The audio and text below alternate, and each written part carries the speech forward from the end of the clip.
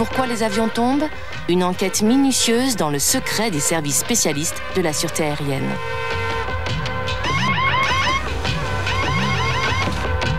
En 1998, la disparition du vol Swissair 111 entre New York et Genève a engendré une des investigations les plus rigoureuses jamais déclenchées par les services canadiens. Une caméra de télévision a été autorisée, pour la première fois, à suivre l'incroyable enquête technico-scientifique menée pour comprendre les origines de la catastrophe. Le vol Swissair 111 ne répond plus, une disparition qui n'a pourtant tenu qu'à un fil. Depuis le 11 septembre 2001, le débat sur l'autorisation de port d'armes des pilotes de ligne est vif aux États-Unis. Il est relayé par la femme d'un des commandants de bord victime de l'attentat contre le World Trade Center. Peut-on atteindre le niveau maximum de sécurité? Y a-t-il un terroriste dans l'avion? Une question qui hante quotidiennement les services de sécurité des aéroports. Tout de suite, pourquoi les avions tombent?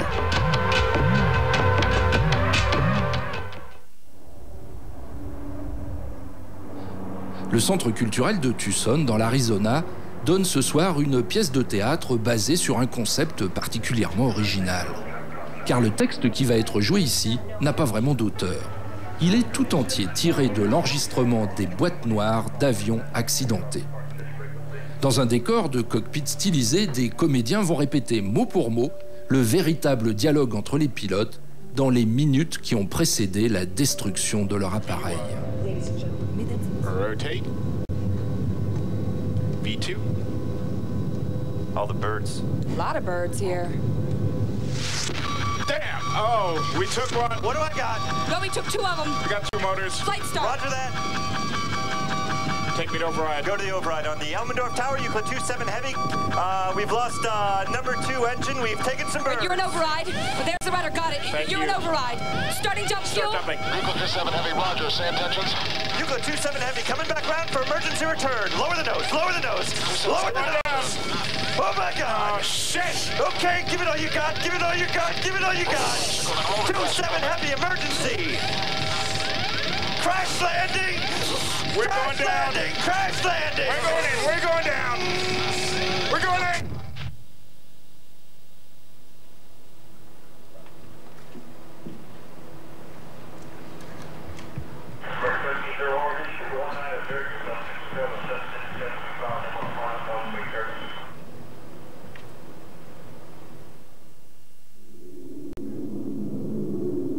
We out of the hold yet? No, just going down to 8,000. And another 10 minutes, I said. Oops. Oh, I was trying to keep it at 180. I knew we'd do that. Shit. Okay. Shit. Okay. All right, mellow it out, man. Okay. Mellow it out. Okay. All right, autopilot's disengaged. All right, nice and easy. Okay.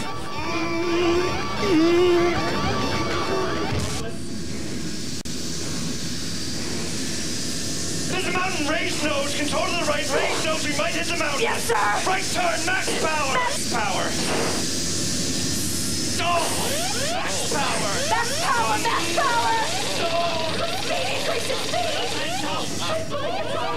Speed.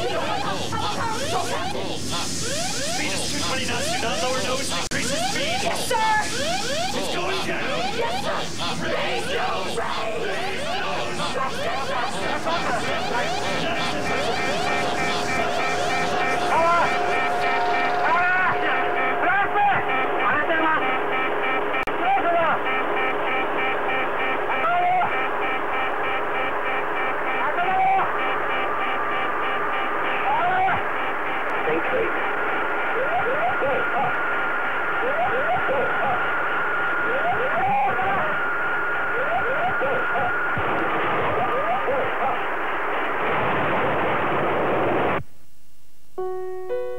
Un accident d'avion est un événement extraordinairement tragique qui bouleverse instantanément plusieurs centaines de vies. À l'aéroport, c'est la détresse des proches qui serre le cœur tellement il est facile de s'identifier à eux. Sur le lieu de l'accident, c'est l'horreur que laisse imaginer le ballet des hommes en combinaison blanche.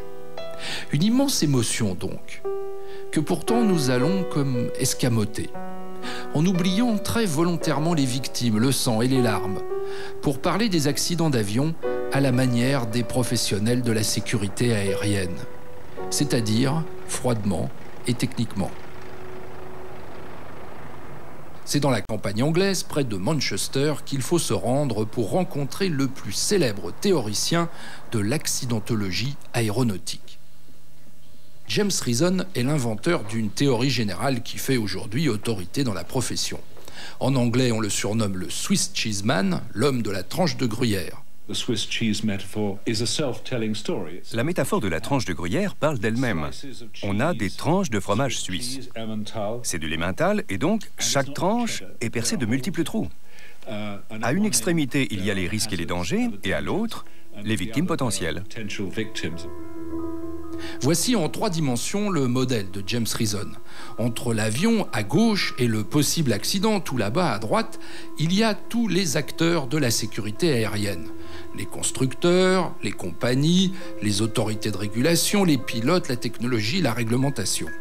Chacune de ces plaques, si elle remplit correctement sa fonction, est une protection contre l'accident. Toutes ces défenses sont hétérogènes, c'est-à-dire que chacune d'elles est différente des autres. Chaque accident grave nous enseigne beaucoup de choses quant aux défenses manquantes.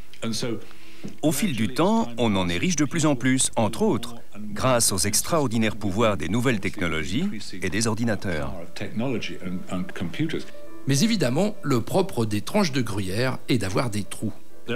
Il y aura toujours des trous, ne serait-ce que parce que les gens qui sont le plus au contact des avions, les pilotes, les aiguilleurs du ciel, peuvent commettre une erreur ou violer une procédure, et ainsi ouvrir une faille dans une défense, généralement pour un moment très bref.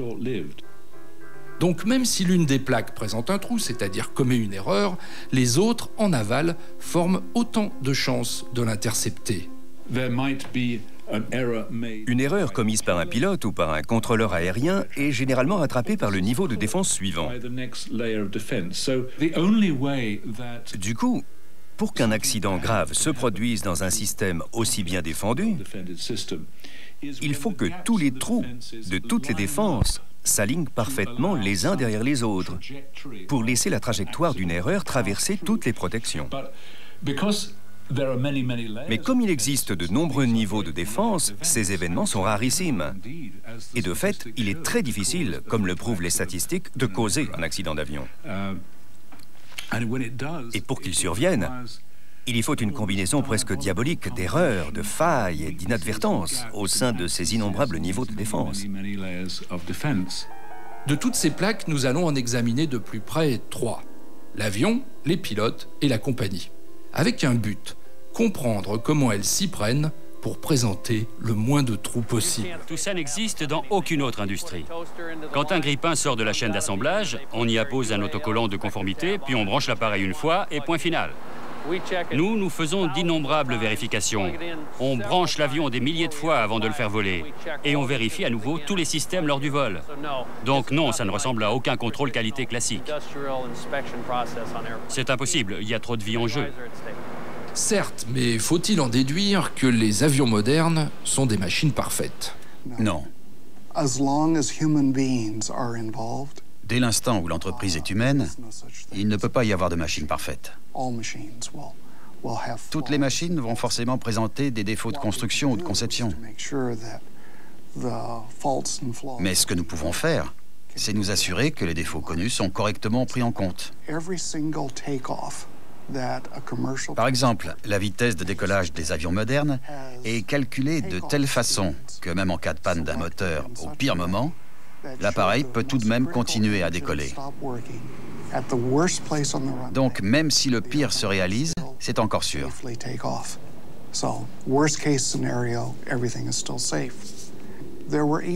Au cours des 12 derniers mois, il y a eu 18 millions de décollages. Ce scénario du pire s'est produit 200 fois. Et ces 200 avions ont tous pu décoller sans problème, faire demi-tour et revenir se poser sans rien casser. Il y a une énorme marge de sécurité intégrée à la conception même des avions modernes. Les cinémathèques des 2 constructeurs regorgent ainsi d'images qui montrent leurs avions poussés aux plus extrêmes limites.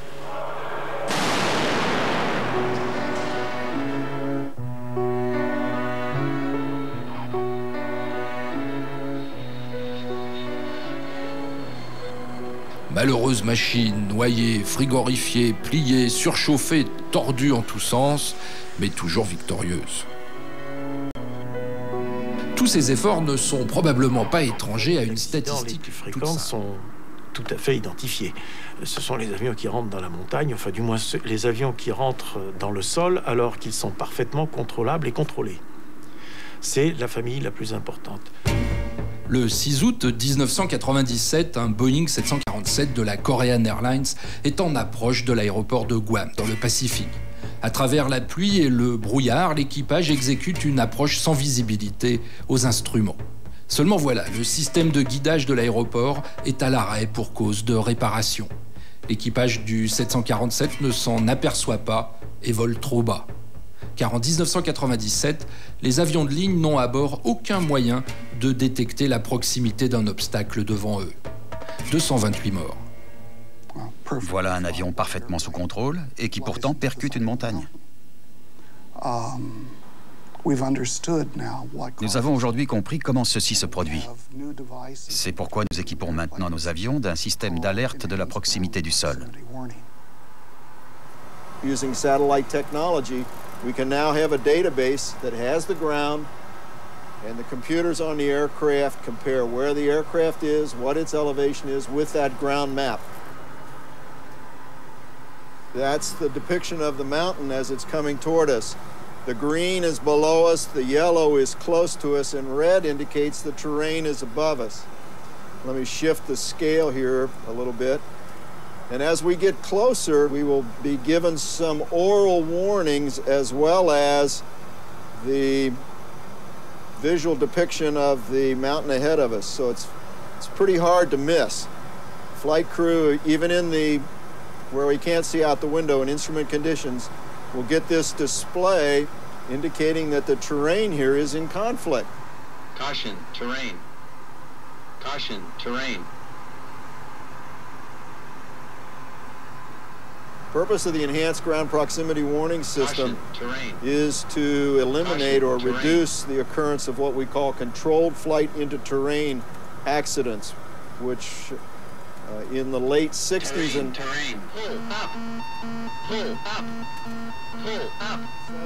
we had a number of accidents, somewhere roughly 5 to 8 a year in the jet transport community, where flight crews in instrument conditions would become disoriented or lose their situational awareness and inadvertently fly into the terrain. Le 20 janvier 1992, un Airbus A320 est en approche de nuit, sans visibilité, sur l'aéroport de Strasbourg.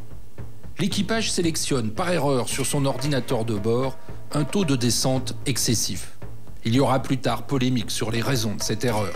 Équipage mal formé ou mauvaise ergonomie d'une interface trop compliquée. Toujours est-il que l'avion vole trop bas et percute le mont Saint-Odile. 87 morts.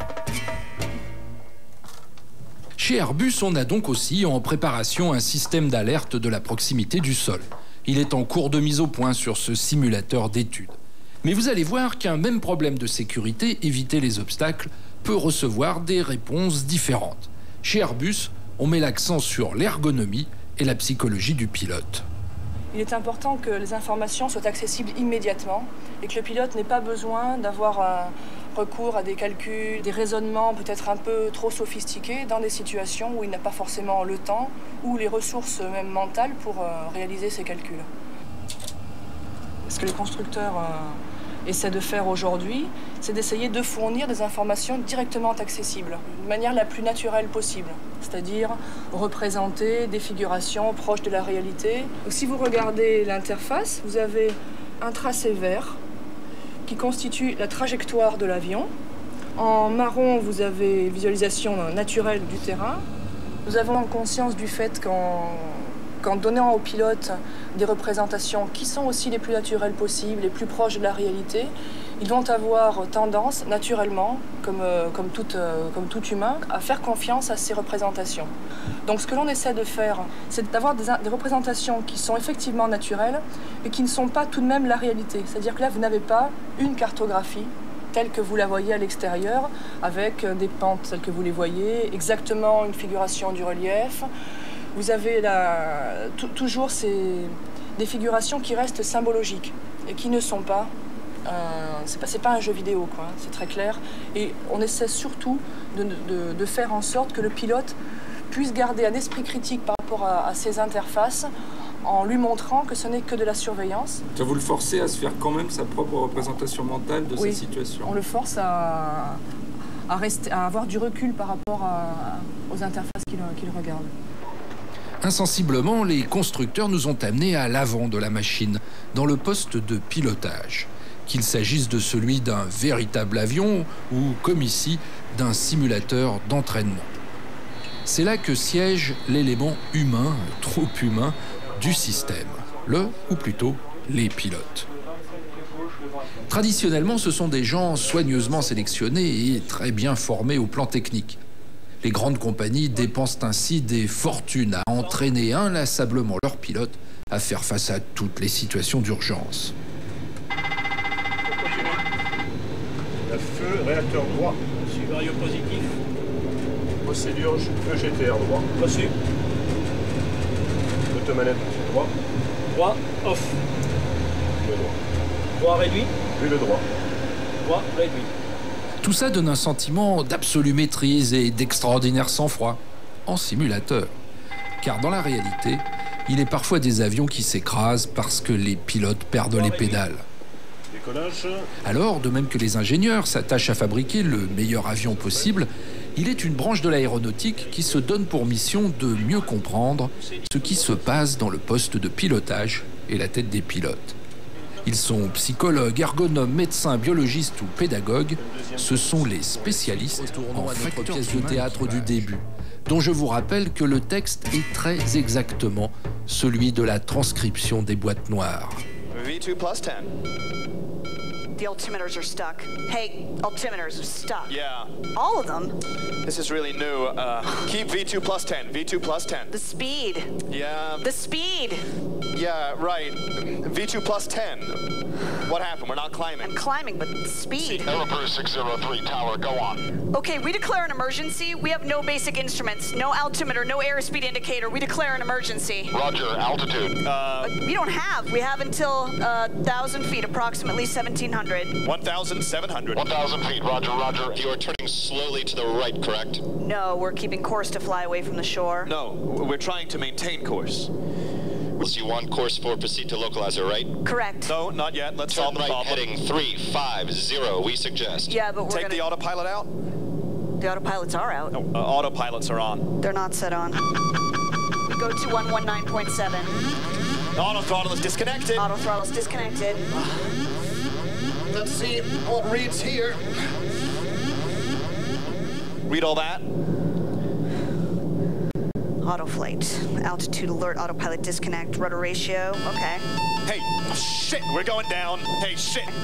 Any airplane that could guide us in Aero Peru that may be around or somebody? Don't tell them anything about that. Yes, because right now we're stalling. We're not stalling. It's fictitious. It's fictitious. If we have Shaker, how would it be not? Shaker, but it is but even with speed brakes, we're maintaining 950 feet.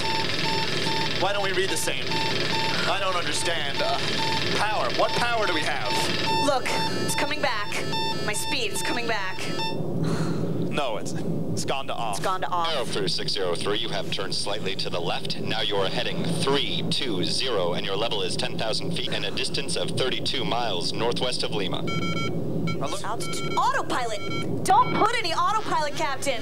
Alt alert, autopilot disconnect. Let's go to... Autopilot disconnect 0603. Ask him to tell us... Autopilot disconnect. Alt alert, cabin and operative, rudder ratio. There's nothing new, but the overspeed flight instruments. 070. Autoflight. Autoflight. Altitude alert, autopilot disconnect, rudder ratio, okay? Hey, shit! We're going down. Oh, shit. How can it be flying at this speed if we are going down with all the power cut off? Can you tell me that you have us on the radar at 50 miles? Hey, look, the 370, we have... What? 370 of what? Do we lower the... What do we do with the gear? Don't know that. We're impacting water! We're gonna burn! On est clairement dans cette période esquisse de départ où on met en place des systèmes très compliqués, très protecteurs, mais très nouveaux dans leur philosophie. Et il va falloir un moment pour que, dans le fond, les opérateurs humains les digèrent, s'habituent à cette protection qu'on met autour d'eux. Et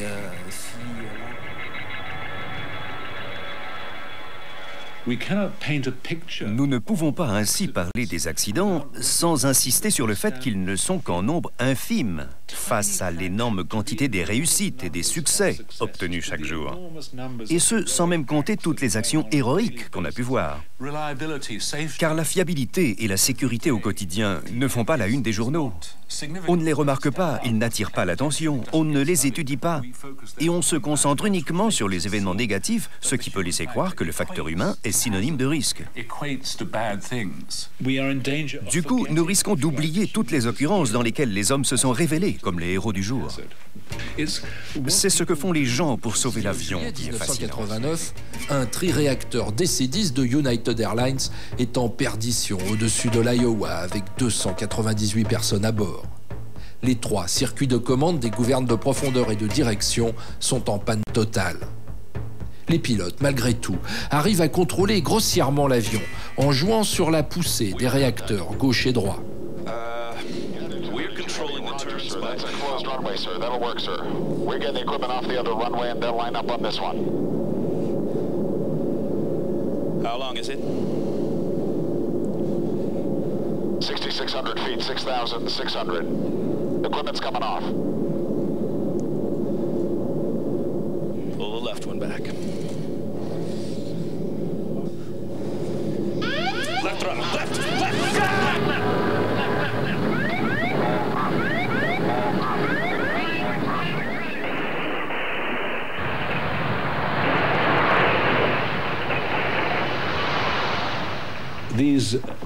En fait, ces événements funestes ne nous apprennent pas grand-chose en matière de sécurité. Ce ne sont que des moments fugitifs de non-sécurité. C'est ailleurs qu'il faut chercher les moyens d'évaluer la fiabilité, la résistance, la robustesse du système. Le 12 novembre 1995, un MD-83 se prépare à atterrir sur l'aéroport d'East Granby dans le Connecticut. Il y a beaucoup de vent et il pleut violemment. Okay, here we go.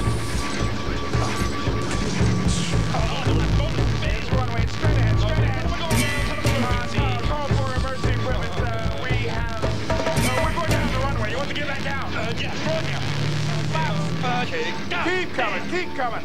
Call for emergency equipment. All right, hang on tight, guys. Get it on the deck. Hold it down, buddy. Hold it down. Hold it down.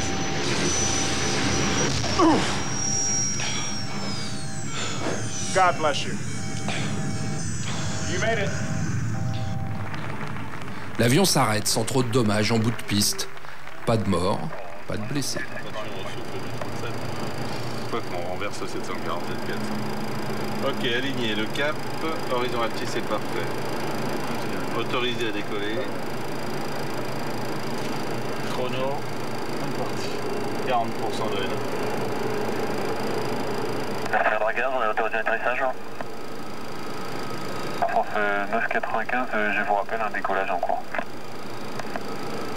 France 114 Golf, décollage s'il vous plaît, le vent 200 degrés 82.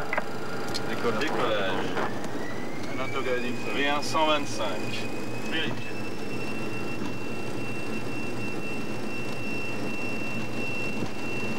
C'est disponible. Oui.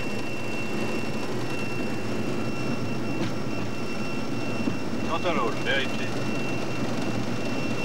109.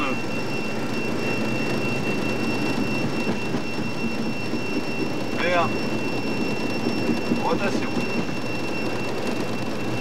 À France 995, vent 190 degrés 82, piste 26 gauche, autorisé atterrissage. Autorisé atterrissage 26 gauche, 995.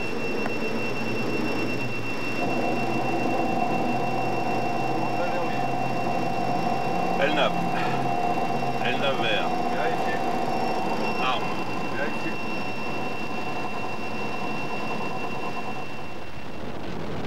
Arte est heureuse de vous accueillir dans ses programmes et va maintenant vous donner quelques informations sur les prochaines escales.